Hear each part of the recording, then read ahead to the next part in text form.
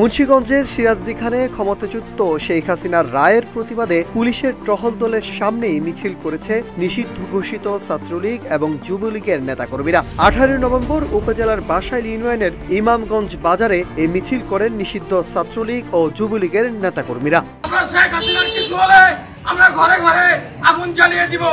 প্রায় 20 মিনিট মিছিল শেষে নেতাকর্মীরা সেখান থেকে দ্রুত সরে পড়েন। এই মিছিলের সময় পুলিশের টহল টিম ঘটনাস্থলে উপস্থিত থাকলেও কোনো ব্যবস্থা গ্রহণ না করার ঘটনা জানাজানি হলে টহলের দায়িত্ব থাকা সিরাজদিখান থানার উপপরিদর্শককে প্রত্যাহার করা হয়। পুলিশের ওই উপপরিদর্শকের নাম কামরুজ্জামান শিকদার। তাকে থানা থেকে প্রত্যাহার করে মুন্সিগঞ্জ পুলিশ লাইন্সে সংযুক্ত করা হয়েছে।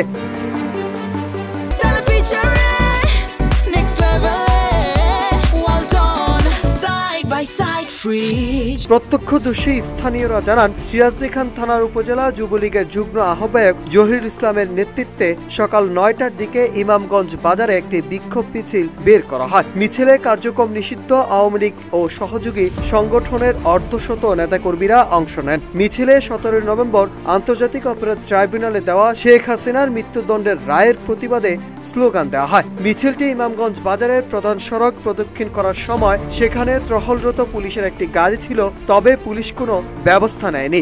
এই স্বরাষ্ট্র উপদেষ্টা সারা বাংলাদেশের আওয়ামী লীগ, যুবলীগ, ছাত্রলীগকে যেভাবে গ্রেফতার করছে এর তীব্র নিন্দা জানাই এবং তাকে জবাবদিহিতার মধ্যে কোনোদিন আনতে হবে। এ বিষয় নিয়ে সিরাজদিখান থানার ভারপ্রাপ্ত কর্মকর্তা আবু বকর সিদ্দিক বলেন, মিছিলটি তাৎক্ষণিক হয়ে যায় তখন ঘটনাস্থলের কাছাকাছি পুলিশের একটি টহল গাড়ি যাচ্ছিল। পুলিশ কর্মকর্তা বুঝে ওঠার আগেই মিছিলের লোকজন পালিয়ে যান। এই ঘটনার পর এসআই কামরুজ্জামানকে প্রত্যাহার করে পুলিশ লাইন্সে নেওয়া হয়েছে। মিছিলে থাকা 3 জনকে অভিযান চালিয়ে গ্রেফতার করা হয়েছে। নাইজাসার নিউজ ডেস্ক, ইত্তেফাক।